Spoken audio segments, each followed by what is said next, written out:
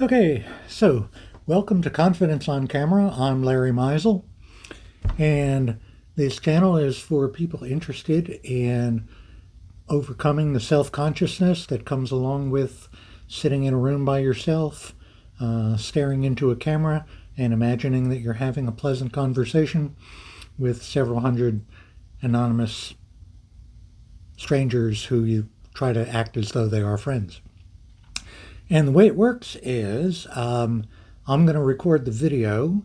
You will give me your comments and suggestions in the comment section, and I'll be able to learn from the feedback. And you will learn from watching the video and making the comments. While you do that, you'll be imagining yourself performing in front of the camera in a way that is successful and matches your own style. Now, I downloaded 365 conversation starters. I'm going to use a random number generator to pick one of the stimulus, and then I will set a timer, and I'll talk for 5 minutes as best I can about the topic. And here we go. So the number is 147. And the topic for 147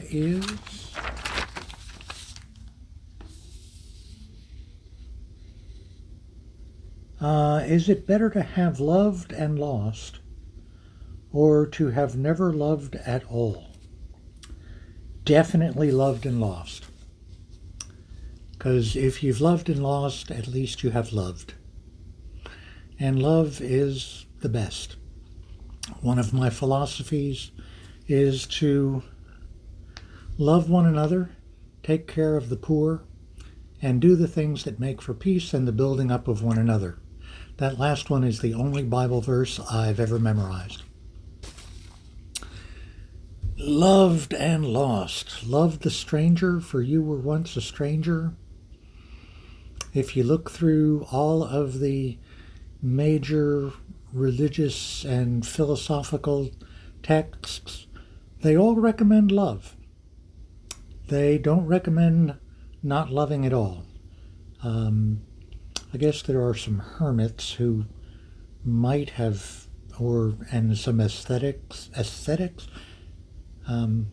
difficulty pronouncing that word, but you know what I mean. People who try to avoid all forms of pleasure, people who try to develop self-control and self-discipline, denying themselves any kinds of pleasure. But I really don't think that's genuine happiness. As a matter of fact, there's a psychology professor from the University of Pennsylvania named Martin Seligman, and he wrote a book called Authentic Happiness. And he is the kind of one of the founding members of a new domain within psychology called positive psychology. It's the study of happiness. And one of his main points in the book is that Westerners, particularly Americans, think of happiness as wealth and leisure. And for instance, people will talk all the time about wanting to win the lottery and, being on vacation. But actually, whenever you've gone on vacation, for the first couple of days, it's like, gee, this is wonderful. I could live like this. This would be fantastic. And we say, this is the life. But after a couple of days, you start wanting to be back home. You want to go back to work. You want to get back to your routine. You want to get back to your life. And Seligman found that wealth and leisure, he calls them good mood modifiers. But actually they're not authentic, long-lasting happiness. He found that long-lasting, authentic happiness is identifying your personal strengths and then finding ways to apply those strengths in your personal life, your family life, your community life, your work life, and your spiritual life. That's authentic happiness. And he uses himself as an example, and he says that what he's good at is figuring out how things work and doing research.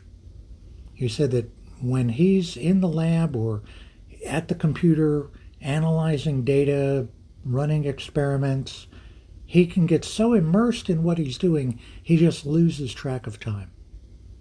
And then he also says that because he's a major professor at a big research university, he gets put on a lot of committees, and he finds that he's a competent committee chair. He said, I can run a meeting, I can do administration. But every time he's in an administrative meeting, he's looking at the clock, waiting for it to be over. So is it better to have loved and lost? Love is an essential part of long-lasting happiness. Commitment and relationships, meaning and purpose, those are things that we love, and therefore those are things that we can lose. It's worth the time, it's worth the effort, and it's worth the risk. So thanks for watching. This channel I'm using as a practice channel for my main channel. The main channel is called The Examined Life, and there I make video essays and editorials to develop a community for civil discussion of ideas and issues, from the tremendously important to the trivial but interesting. And my goal for the channel is to become monetized and then donate 90% of the proceeds to Doctors Without Borders, Feeding America, Amnesty International, and a World Hunger and Poverty Relief NGO called Oxfam. So that's the end of my 5 minutes. But I'll take just a couple more minutes, just a little bit more time, to also ask that you like, comment, share, and subscribe. Visit my main channel, The Examined Life. Leave me your comments on my performance on camera in the comment section below.